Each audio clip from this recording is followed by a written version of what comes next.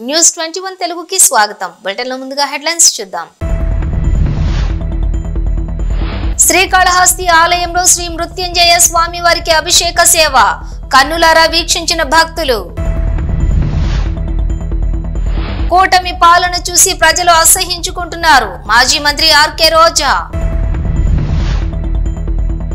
కేంద్ర బడ్జెట్ లో తెలంగాణకు కేంద్రం మొండి చెయ్యి నిరసనగా తెలంగాణ కాంగ్రెస్ భారీగా ధర్నా. పాల్గొన్న నాయకులు కార్యకర్తలు. శ్రీకాళహస్తి ఆలయంలో శ్రీ మృత్యుంజయ స్వామికి విశేష అభిషేక పూజలు శాస్త్రయుక్తంగా నిర్వహించారు.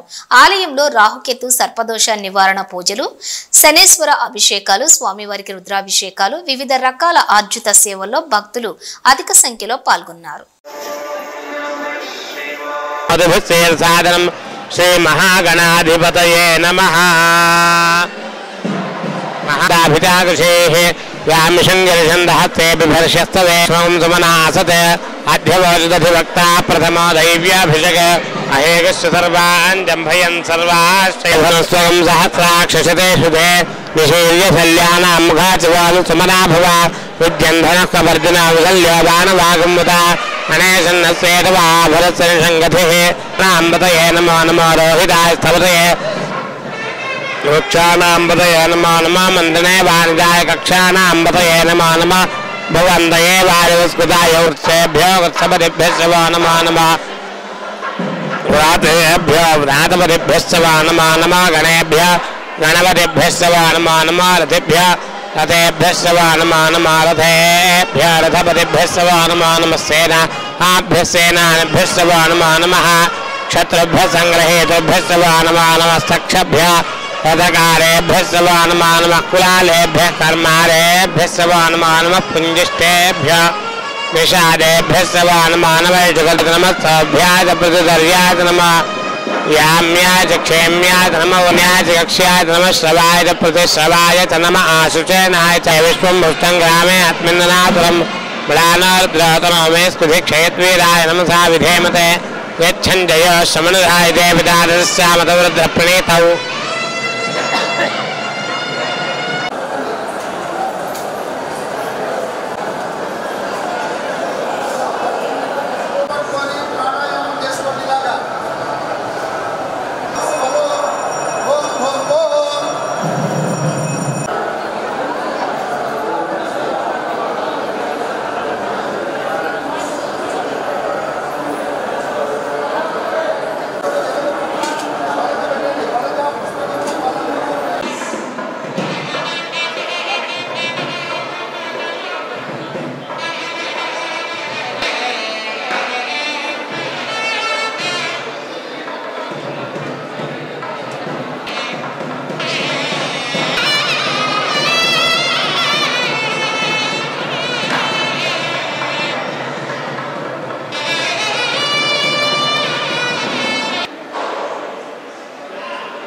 తిరుపతి డిప్యూటీ మేయర్ ఎన్నికల్లో అరాచకాలకి టీడీపీ తెరతీసిందని అన్నారు మాజీ మంత్రి ఆర్కే రోజా. 7 నెలల్లోనే టీడీపీ మరియు కూటమి ప్రభుత్వాన్ని ప్రజలు అసహించుకున్నారని అర్థమై నారా చంద్రబాబు నాయుడు దిగజారుడు రాజకీయాలు చేస్తున్నాడని ఆరోపించారు రోజా. ఈసీ కనీసం ఇకనైనా స్పందించి ఎన్నికల్లో కూటమి నేతల దురాగతాలపై చర్యలు తీసుకోవాలని కోరారు మాజీ మంత్రి. వైఎస్ఆర్సీపీ అధికార ప్రతినిధి ఆర్కే రోజా. కూటమి ప్రభుత్వంలో చంద్రబాబు నాయుడు గారు ముఖ్యమంత్రి అయిన రోజు నుంచి తిరుపతి పరువు ప్రతిష్ట ఎలా దిగజారుస్తున్నారో లడ్డూ విషయంలో చూసాం. మొన్న మనుషులు చనిపోయిన విషయం మనం చూసాం. ఈ రోజు డిప్యూటీ మేయర్ ఎన్నికల్లో ఏ విధంగా మేయర్ మీద గాని, అలాగే వచ్చిన కార్పొరేటర్ల మీద, అలాగే దళిత ఎంపీ మీద దాడులు చేయటం మనం కళ్ళారా చూస్తున్నాం. ఒకవైపు వైఎస్ఆర్సీపీ నాయకులు మాకు అవసరం లేదంటూనే చంద్రబాబు నాయుడు, లోకేష్, మరోవైపు తమ నాయకులతో ఏ విధంగా కార్పొరేట్ల మీద, బస్సు మీద, అలాగే మేయర్ మీద, ఎంపీ గారి మీద దాడి చేశారు, రాళ్లతో కొట్టారు, బూతులు తిట్టారు, కొంతమందిని కిడ్నాప్ చేసి తీసుకెళ్లటం మనం కళ్ళారా చూస్తున్నాం. ఇవన్నీ కూడా పోలీసులు చూస్తుండగానే వాళ్ళ ప్రేక్షక పాత్ర వహించినప్పుడే జరగటం అనేది ఈ రాష్ట్రంలో లా అండ్ ఆర్డర్ ఎంత ఘోరంగా ఫెయిల్యూర్ అయిందో మనకు అర్థమవుతుంది. అండ్ పవన్ కళ్యాణ్ గారు, మీ ఎమ్మెల్యే, జనసేన ఎమ్మెల్యే తిరుపతిలో ఎంత దిగజారిపోయి ఈ రోజు కార్పొరేటర్ని కిడ్నాప్ చేస్తున్నారో ఒకసారి గమనించండి. నిజంగా మీరు చెప్పుకున్నట్టు చంద్రబాబు నాయుడు, లోకేష్, పవన్ కళ్యాణ్ మాకు 93% సీట్స్ వచ్చినాయి మొన్న ఎమ్మెల్యే ఎంపీ ఎలక్షన్ లో అన్నారు. మీది ఈవీఎం గెలుపు అని అందరూ కూడా అనుకున్నారు. అదే నిజం అనేది ఇక్కడ మళ్లీ ప్రూవ్ అయింది. ఎందుకంటే నిజంగా ప్రజల ఓట్లతో మీరు 93% సీట్లు సంపాదించుంటే ఈ రోజు ఒక డిప్యూటీ మేయర్ పోస్ట్ కి ఇంత రాద్ధాంతం చేసి ఈ విధంగా రౌడీజం, గుండాయిజం చేసి కిడ్నాప్ చేయాల్సిన అవసరం ఉందా అని నేను అడుగుతున్నా. మీకు దమ్ము ధైర్యం ఉంటే, ప్రజలు మీ పక్షాన ఉన్నారు, మీ ప్రభుత్వం సక్రమంగా పనిచేస్తుంది, ఇచ్చిన హామీలు నెరవేరుస్తుంది అని మీరు నమ్ముంటే ఈ కార్పొరేటర్లతో రాజీనామా చేయించి మీ గుర్తు మీద గెలిపించుకొని మీరు ఎన్నికలు జరిపించుంటే ప్రతి ఒక్కరు మిమ్మల్ని శభాష్ ఉంటారు. కానీ ఇక్కడ జరిగే ఒక డిప్యూటీ మేయర్ ఎన్నికలకే ఈ విధంగా ఒక మహిళని చూడకుండా మేయర్ ని ఏ విధంగా హ్యూమిలేట్ చేస్తున్నారు, ఆమె మీద దాడి చేస్తున్నారు. అలాగే ఒక దళిత ఎంపీ గురుమూర్తి గారి మీద ఎలా బూతులతో తిట్టి దాడి చేస్తున్నారో టీవీలో అందరూ గమనిస్తున్నారు. సో మీరు ఫెయిల్యూర్ అయ్యారు. ఈ 7 నెలల కాలంలో ప్రజలు మిమ్మల్ని అసహించుకుంటున్నారన్న విషయం తెలిసి ఇలా దిగజారుడు రాజకీయాలు, రౌడీ రాజకీయాలు చేయాలనుకోవటం నిజం కాదని నేను అడుగుతున్నా. ఒకవైపు ఎలక్షన్ కమిషన్ మేము రిక్వెస్ట్ చేస్తున్నాం, ఇలాంటి కూటమి ప్రభుత్వం చేసే ఈ దారుణాలకి ఫుల్ స్టాప్ పెట్టండి. ఎవరైతే ఈ రోజు దాడి చేశారు, బూతులు తిట్టారు, కిడ్నాప్ చేశారో ఆ తెలుగుదేశం, జనసేన నాయకులందరూ కూడా టీవీల్లో కనిపిస్తున్నారు. వాళ్ళందరినీ కూడా అరెస్ట్ చేసి వాళ్ళకి పనిష్మెంట్ ఇవ్వాలి. అలాగే ఎన్నికలు, డిప్యూటీ మేయర్ ఎన్నికల్ని ప్రజాస్వామ్యబద్దంగా నిర్వహించాలని ఈసీని డిమాండ్ చేస్తున్నాం.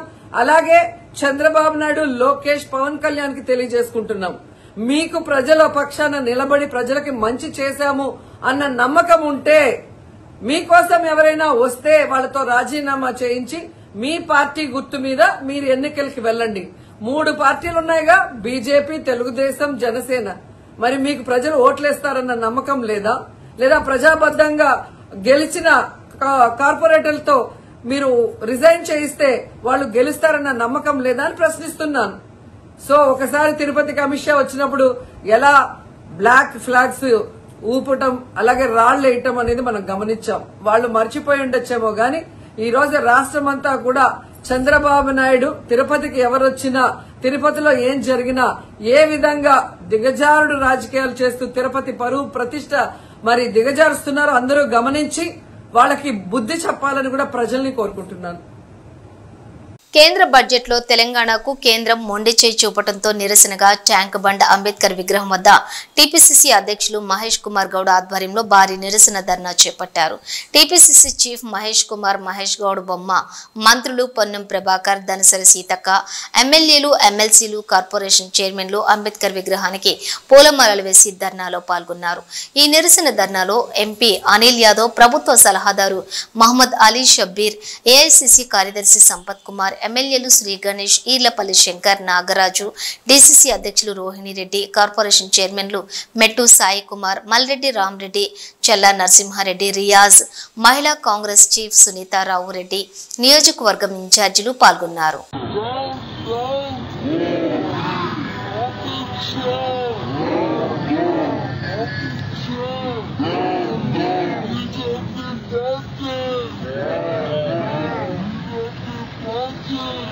ఢిల్లీ అసెంబ్లీ ఎన్నికల ప్రచారంలో పాల్గొన్న సీఎం చంద్రబాబు నాయుడు.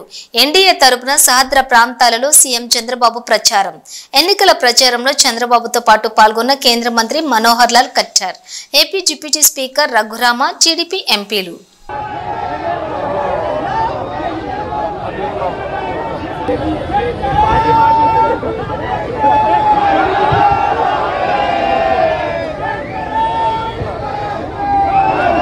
బ్రహ్మస్థాని చంద్రశేఖర్ గారు, కేంద్ర మంత్రివర్యులు, వారిని కూడా వేదిక మీదకి రావాల్సిందిగా కోరుతున్నాం. తెలుగుదేశం పార్టీ పార్లమెంటు పార్టీ నాయకులు లావు కృష్ణదేవరాయ గారిని కూడా వేదిక మీదకి రావాల్సిందిగా కోరుతున్నాం. భారత్ మాతాకి ఒక్కసారిగా మనందరం కూడా చేతులు పైకెత్తి నారా చంద్రబాబు నాయుడు గారు, ఎన్డీఏ పార్టీలో కీలకమైన నేత, ఆంధ్రప్రదేశ్ ముఖ్యమంత్రి గారిని హృదయపూర్వకంగా మనందరం కూడా స్వాగతం పలుకుదాం. భారత్ మాతాకి, భారత్ మాతాకి, భారత్ మాతాకి.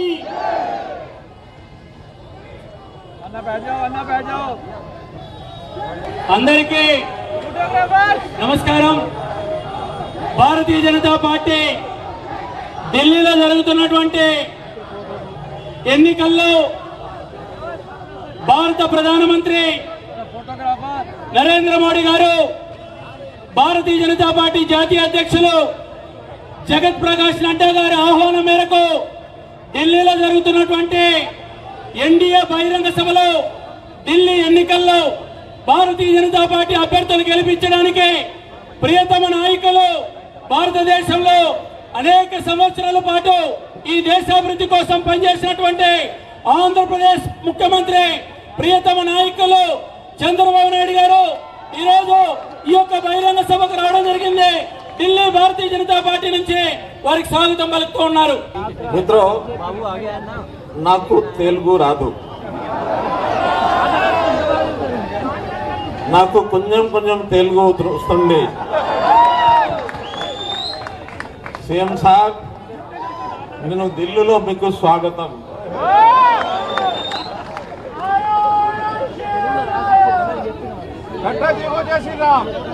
మీరు తెలుగు ప్రజల హృదయాల్లో నివసిస్తున్నారు. So I would request you to inspire all these people from Andhra Pradesh and Telangana and all the southern states, to inspire them. Palnadu జిల్లా వినుకొండ పట్టణంలోని చిన్నారిని ఎత్తుకెళ్లబోయిన వ్యక్తికి దేహశుద్ధి చేశారు స్థానికులు. వినుకొండ పట్టణంలోని బూసుబొమ్మ సెంటర్ మరియు ఇసుకవాగు వద్ద గుర్తు తెలియని వ్యక్తి ఓ చిన్నారిని ఎత్తుకుపోవటానికి ప్రయత్నించగా స్థానికులు గమనించి అడ్డుకున్నారు. అనంతరం స్థానికులు ఆ వ్యక్తికి దేహశుద్ధి చేసి పోలీసులకు సమాచారం అందించారు. ఈ ఘటన స్థానికంగా కలకలం రేపింది.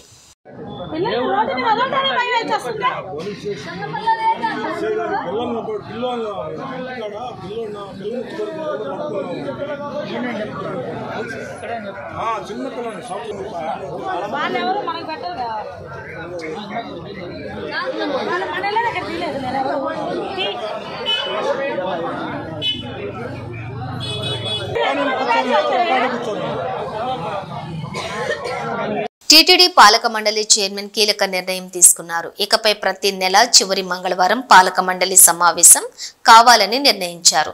తిరుమల శ్రీవారి దర్శనానికి వచ్చే భక్తులకు మెరుగైన సౌకర్యాలు కల్పించడం, చేపట్టాల్సిన పనులపై వేగవంతంగా నిర్ణయాలు తీసుకునేలా ఈ సమావేశాన్ని నిర్వహించనున్నారు. దీనికి తగ్గట్టుగా ప్రతి నెల అజెండాను సిద్ధం చేసి బోర్డు ముందు ఉంచాలని అధికారులను టీటీడీ చైర్మన్ బిఆర్ నాయుడు ఆదేశించారు. ఢిల్లీకి వస్తే చాలా బాధ కలుగుతోందని, ఎప్పుడో 1995లో పాడుబడిపోయిన హైదరాబాద్ మాదిరి ఢిల్లీ తయారైందని అన్నారు. నారా చంద్రబాబు నాయుడు ఢిల్లీ ఇలా అవడానికి కారణం ఎవరు అని, 10 ఏళ్లు ఎవరు పరిపాలించారు అని ఆ పార్టీని టార్గెట్ చేస్తూ మాట్లాడారు. ఆంధ్రప్రదేశ్ సీఎం నారా చంద్రబాబు నాయుడు అదే 10 ఏళ్లు డబుల్ ఇంజిన్ సర్కార్ అధికారంలో ఉంటే వాషింగ్టన్ ను తలదన్నేలా ఢిల్లీ తయారయ్యేదని ఢిల్లీ ఎన్నికల ప్రచారంలో అన్నారు. ఏపీ సీఎం చంద్రబాబు నాయుడు ఢిల్లీకి వస్తే మాత్రం చాలా బాధ కలుగుతుంది నాకు. ఇప్పుడే ఢిల్లీకి వస్తామంటే చూశాను, ఎప్పుడో 95లో పాడుపడిపోయిన హైదరాబాద్ మారిగా ఢిల్లీ తయారైంది. ఎవరు కారణమని నేను అడుగుతున్నా మిమ్మల్ని అందరినీ. 10 ఏళ్ళు ఎవరు పరిపాలించారు ఈ ఢిల్లీని? అదే గాని డబల్ ఇంజిన్ సర్కార్ గాని వచ్చుంటే ఢిల్లీ కూడా వాషింగ్టన్ ని, న్యూయార్క్ ని తనదల్లే విధంగా తయారయ్యేది.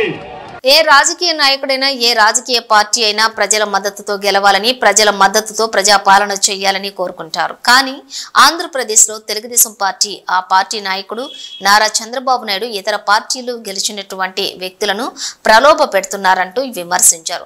ఎమ్మెల్సీ లేళ్ల అప్పలనాయుడు 1 ప్రలోభ పెట్టడం, 2 భయపెట్టడం, లేదంటే దాడులు చేయటం టీడీపీ నాయకులకు పరిపాటిగా మారిందని ఘాటు విమర్శలు చేశారు. లేళ్ల అప్పలనాయుడు ఏ రాజకీయ పార్టీ అయినా కూడా, ఏ రాజకీయ నాయకుడైనా కూడా ఏం కోరుకుంటా ఉంటారు?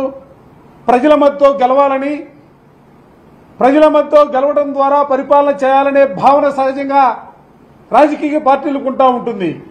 కానీ ఈరోజు ఈ రాష్ట్రంలో ఉన్నటువంటి తెలుగుదేశం పార్టీ, ఆ పార్టీ నాయకుడు నారా చంద్రబాబు నాయుడు గారు ఇవాళ ఈ ఎన్నికల్లో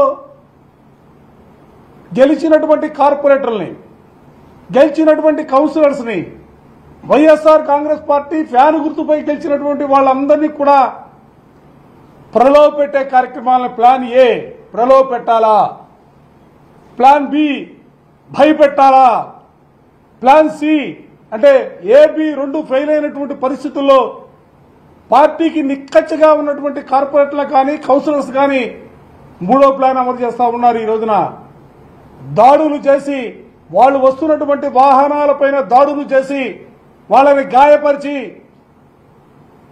బలవంతంగా బయటికి తీసుకువెళ్లే కార్యక్రమాలను వాళ్ళ కారులో ఎక్కించుకొని అడ్డగించి వందలాది మంది రోడ్లపైకి వచ్చి వాళ్ళ తెలుగుదేశానికి సంబంధించినటువంటి కార్యకర్తలు నాయకులు దాడులు చేస్తున్నటువంటి తీరును చూస్తా ఉంటే 4 సార్లు ముఖ్యమంత్రిగా పనిచేశానని చెప్పుకుంటాడు. 40 సంవత్సరాల పైచిలకు రాజకీయ చరిత్ర ఉందని చెప్పుకుంటా ఉంటాడు చంద్రబాబు నాయుడు గారు. అసలు ఏ దిశగా ఈ రాష్ట్రాన్ని మీరు తీసుకెళ్లాలని ప్రయత్నం చేస్తారని అడుగుతా ఉన్నా. తిరుపతిలో మీకు తెలుసు, మీ పార్టీ పరంగా మీ సింబల్ పైన ఎంతమంది గెలిచారు? ఒక్కడు గెలిచారు. సైకిల్ గుర్తుపైన గెలిచింది ఒక్కడే. మిగతా స్థానాలన్నీ కూడా వైఎస్ఆర్ కాంగ్రెస్ పార్టీ గెలిచిందే. నిన్నటి వరకు ప్రలోభ పెట్టావు, భయపెట్టావు. డిప్యూటీ మేయర్గా మేము ప్రకటించినటువంటి అభ్యర్థి శేఖర్ రెడ్డి ఇంటిపైన బుల్డోజర్ తీసుకెళ్లి పగలగొట్టించావు. అయినా కూడా వైఎస్ఆర్ కాంగ్రెస్ పార్టీకి సంబంధించినటువంటి కార్పొరేటర్లు జగన్మోహన్ రెడ్డి గారి నాయకత్వంలో మేము గెలిచాం, వైఎస్ఆర్ కాంగ్రెస్ పార్టీకి ఓటు వేయాలనే ఆలోచనతో వాళ్ళు ఈ రోజున ఎన్నికలకి బస్సులో వస్తూ ఉంటే ఆ బస్సు పైన దాడి చేసినటువంటి వైనం చూస్తూ ఉంటే నిజంగా బాధ కలుగుతూ ఉంది. ఎందుకంటే తిరుపతికి సంబంధించి ఎవరు ఒక బలహీన వర్గాలకు సంబంధించినటువంటి మహిళ, ఉన్నతమైనటువంటి చదువులు చదువుకున్నటువంటి శిరీష్ గారు ప్రయాణిస్తున్నటువంటి బస్సు పైన దాడి చేసి ఇవాళ రాళ్లు కర్రలు కత్తులతో దాడులు చేస్తున్నటువంటి వైనం.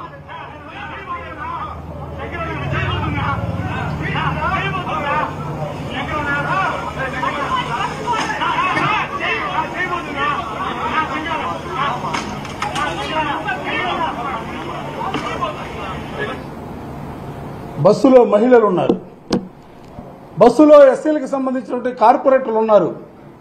ఆ బస్సు దగ్గరే తిరుపతి పార్లమెంట్ సంబంధించి గురుమూర్తి గారు ఎస్సీ దళిత వర్గానికి సంబంధించినటువంటి ఎంపీ గారు ఉన్నారు. అంటే అందరిపైన కూడా దాడులు చేస్తారా? నిన్న సాయంత్రం హిందూపూర్లో కార్పొరేటర్లు ఎత్తుకుపోయారు.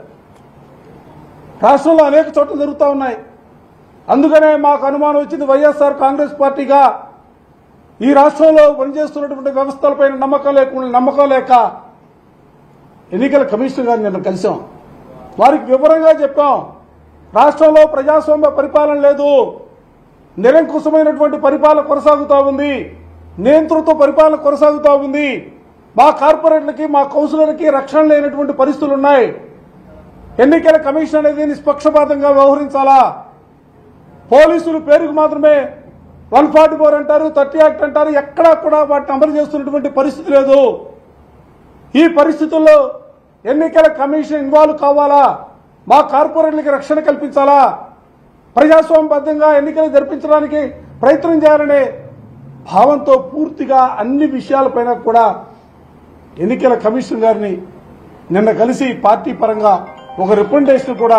కాంగ్రెస్ పార్టీ అధికారంలోకి వచ్చిన తర్వాత పేదలకు అండగా ఉంటుందని, అందుకు కాంగ్రెస్ పార్టీలోకి వస్తున్నామంటున్నారు కోదాడ కొమ్మరబండ గ్రామానికి చెందిన యువత. కోదాడ కాంగ్రెస్ పార్టీ కార్యాలయంలో కోదాడ ఎమ్మెల్యే పద్మావతి రెడ్డి సమక్షంలో కాంగ్రెస్ పార్టీలో చేరారు కొమ్మరబండ బీఆర్ఎస్ నాయకులు, కార్యకర్తలు. కరీంనగర్ జిల్లా కేంద్రంలోని చైతన్యపురి మహిమాన్విత మహాదుర్గ మహాలక్ష్మి మహాసరస్వతి అమ్మవార్ల దివ్యక్షేత్రంలో వసంత పంచమి వేడుకలు ఘనంగా ప్రారంభమయ్యాయి. మహాసరస్వతి అమ్మవారి పూజ, అభిషేకం, విద్యార్థులచే సామూహిక కుంకుమార్చనలు నిర్వహించారు. చదువుల తల్లిగా, జ్ఞాన దేవతగా ప్రసిద్ధికెక్కి చిన్నారుల అక్షరాభ్యాసానికి కొంగు బంగారంగా మారిన మహాశక్తి ఆలయానికి ఆలయ నిర్వాహకులు తగిన ఏర్పాట్లు చేశారు. ఈ సందర్భంగా పుస్తక పూజ, చిన్న పిల్లలకు అక్షరాభ్యాసం కార్యక్రమాలు నిర్వహించారు.